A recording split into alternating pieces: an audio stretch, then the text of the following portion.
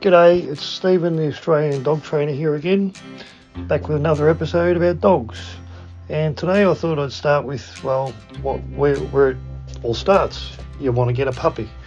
There's a few things to consider when you decide you want to buy a dog, because it is a big commitment. It's not something that you buy for a birthday present or a Christmas present for somebody, because you're looking at a 15-year commitment to an animal that you've got to look after. Now, that animal will be there for you when you do the right thing for it all your life. Every time you come home, they're fantastic. But you need to realise it's not something that you can go, this doesn't work, see you later. So first of all, I'd start with what breed you're going to buy. Unfortunately, there's fads and phases, sometimes due to movies, sometimes due to other reasons. But they seem to go in cycles, and my thoughts over the last couple of years, we had Huskies, and when Huskies got very popular and people were buying them, Huskies are a very difficult dog to handle. They're not the easiest dog to train. They are very intelligent, and you've got Huskies in little courtyards and things like that.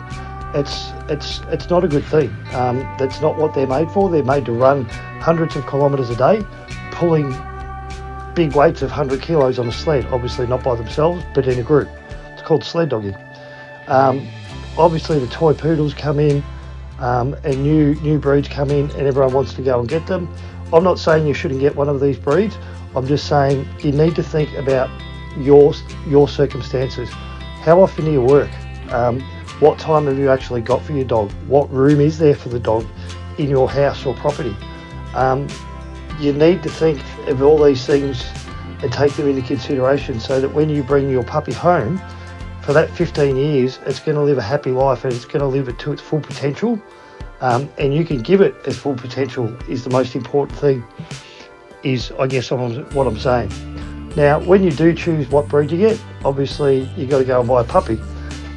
Most dogs, you can get rescue dogs.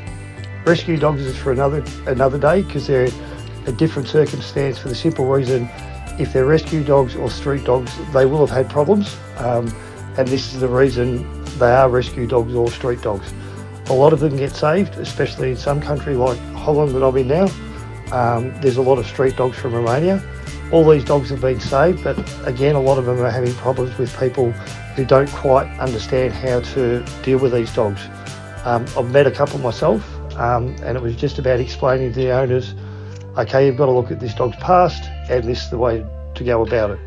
But most people go to a breeder. Now, most breeders will actually will do what I just said then. They'll look at your living circumstances, they'll meet you, they'll figure out whether you've got young children, how old the young children are, and they'll actually try and match a puppy to you in your situation. That's the best way to go about it. Now, if you do get into a situation, wherever you are in the world, some people call them backyard breeders. They're not all, but it's not a registered breeder that's going to pick a dog that you're picking yourself. There's a few tips. Most people go in and they choose the dog that runs to them first. That's a very human, emotional thing, and I totally get it. Oh, this one loves me. What it actually really is, that's probably the most dominant dog of the pack. And if you're got plenty of time and you're into dogs and dog training, that might be the dog for you. But that dog is going to be the most difficult, probably the most intelligent as well, but it's going to be a very dominant dog. You've probably got one sitting in the corner. Now, you can take into consideration puppies do sleep a lot. So if a dog or a couple of dogs are asleep,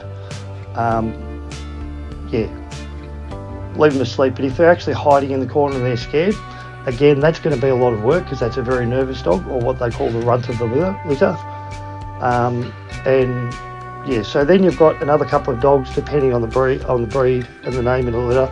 What you want to look for, dogs that are being inquisitive. They're sniffing, they're playing. The more they sniff, the more they play. That shows they're more intelligent. That is the dog I would be suggesting. Again, if you've got somebody experienced that knows dogs with you, maybe take them with you.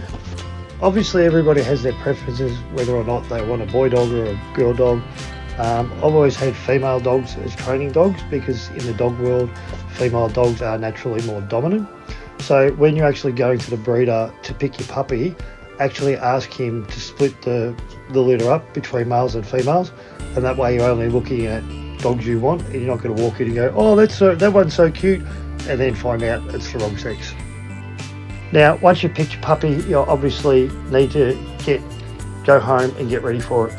You've got to make sure all your fences are right, because puppies will dig, puppies do go under. You've got to try and have a place inside that the dog doesn't go to the toilet, but if it does go to the toilet before it's toilet trained, that's where it's going to go to. Again, down another episode, I'll teach you how to all do this when you get your puppy home. I would strongly advise getting a crate for your dog. The larger the you can get, the better. And you cover this with a blanket and make it basically a dark cave that you can close the door on and put the dog away. Now, some humans beings would say, oh, that's cruel. This isn't to keep your dog in all day. This is for the dog's safe place. And it's dark, just like where it would have come from at the breeders. And when you first get it home, you have a shirt with your scent on it. Go for a jog, get some exercise, get sweating, and then rub an old t-shirt over you. Have that ready for crate training when you bring it home. But you put the crate up in a nice position wherever you can fit it. In some cases, you make sure it's all covered front, back, and sides, and that will become the dog's safe place. Dogs will go into it naturally if you feed them in there and whatnot. So crate training, Google crate training for all the tips, because I'm not giving you them all. Yeah. So next thing you've got is actually picking up your puppy. This is important, and it's very dependent on the situation. If it's one person that's buying a puppy, you need to take somebody else with you so that they can drive. When you get your puppy, it's leaving its whole life behind. Its whole life might have only been 8 weeks, but that's all this dog has known, this puppy has known, and it's coming to you. So you don't want to get your dog and be handing it around. You want to spend a couple of hours with it by yourself, bringing it home in the car. I'll give you an example. My dog came from another state and my friend drove me. We camped overnight, picked Cadge up in the morning from South Australia, and then we went back to the campsite all day. And I told my friend Steve, I said, you are not allowed to look at this dog, you're not allowed to talk to it. And I said, just leave it with me and Kitch, that's my older dog. And that happened, and Steve did the right thing. He didn't pat it, he ignored it when she came up. And the next morning at 10 o'clock I went, I've got to take him to the river. I went, Cadge, come. Little 8-week-old Cadge just trotted after me.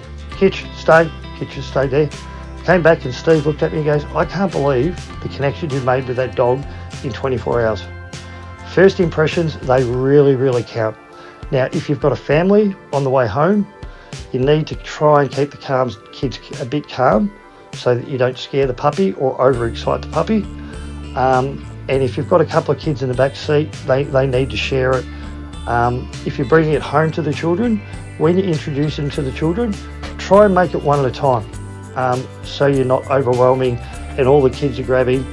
And if there's adults about, another thing, squat down. You might get a puppy that's really excitable, but this can be really overwhelming. And when it gets home, it can look to your home, it can look around and go, oh, don't really know what to do, never been here before. Obviously, it's then going to be nervous. So if you get down, squat down or down on your hands and knees, or not your hands and knees, just your knees, and actually get down on the puppy's level, that's actually a lot more overwhelming.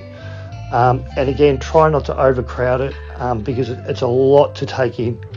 I know when I moved here to Holland, I had a party with 25 people, and I don't remember the day.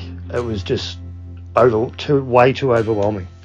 The only other thing is, remember, puppies get very, very excited, but they get they get excited very quickly, but they get tired very easily. So keep that in mind, and good luck. I hope you enjoyed this, and I'll talk to you next time. Bye.